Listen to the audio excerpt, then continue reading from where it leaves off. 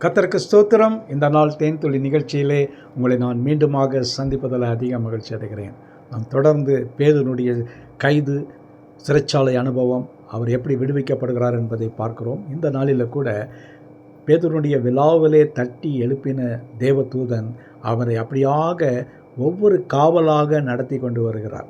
பேதுருக்கு ஒன்றுமே தெரியாது. தட்டி எழுப்பின உடனே அவன் மேல் வஸ்திரத்தை போட்டுக்கொண்டு அந்த தேவதூதனுக்கு பின்பாக நடக்கிறான். அந்த வசனத்தை பார்க்கின்ற வேளையில் 12 தேவதூதன் அவனை நோக்கி உன் அறையை கட்டி உன் பாதரட்சைகளை தொடுத்துக்கொள் என்றான். அவன் அந்தபடியே செய்தான். தூதன் பின்னும் அவனை நோக்கி தன் வஸ்திரத்தை போர்த்து கொண்டு என் பின்னே வா என்கிறான். இப்படியாக சொன்ன பின்பு பேதுரு ஒன்றும் சொல்லாதபடிக்கு ஏதோ ஒரு தூக்கத்தில் நடக்கிறது போல அவன் அப்படியாக தேவதூதனை பின்பற்றி வருகிறான். வருகின்ற வேளையில் அந்த கதவுகள் ஆட்டோமேட்டிக்காக திறக்கிறது. அந்த 10வது வசனத்தில் பார்க்கும்போது 1ஆம் காவலையும் 2ஆம் காவலையும் கடந்து நகரத்திற்கு போகிற இருப்பு கதவண்டையிலே வந்தபோது அது தானாய் திறந்தது என்று பார்க்குறோம். பாருங்கள், ஆட்டோமேட்டிக்காக எப்படி திறக்கும்? இன்றைக்கி கூட பார்த்திங்கன்னா பெரிய மால்லெல்லாம் போனீங்கன்னா, பெரிய இடங்களெல்லாம் போனீங்கன்னா, நம்ம என்டர் ஆகும் பொழுது கதவு தானாக அப்படியே திறக்கும். அப்புறம் அதை அப்படியே மூடிக்கொள்ளும். இன்றைக்கி டெக்னாலஜி அவ்வளோ வளர்ந்துருக்கிறது. அதன் மூலமாக இதெல்லாம் நடக்கிறது. ஆனால் அன்றைக்கி டெக்னாலஜி இல்லை, ஒன்றும் இல்லை. இரும்பு கதவுகளெல்லாம் போட்டு பூட்டி வைத்திருப்பாங்க.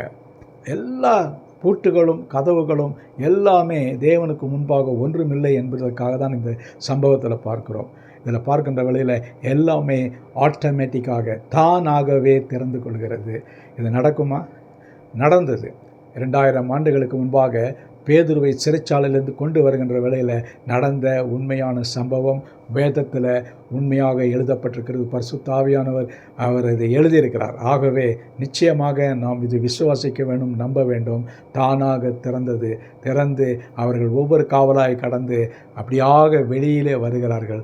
வருகின்ற வேளையில் கடைசியில் பார்க்கும் பொழுது அதன் வழியாய் அவர்கள் புறப்பட்டு ஒரு வீதி நெடுக நடந்து போனார்கள். உடனே தேவதூதன் அவனை விட்டு போய்விட்டான்.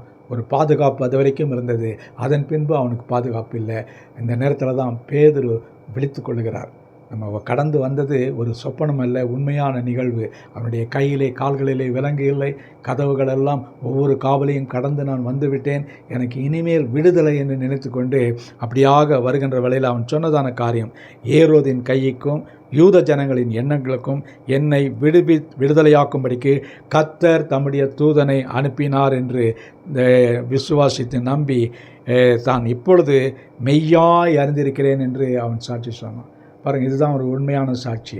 அவன் உள்ளே இருந்தவன் வெளியே வந்தான். இது பெரிய மிரக்கிள்.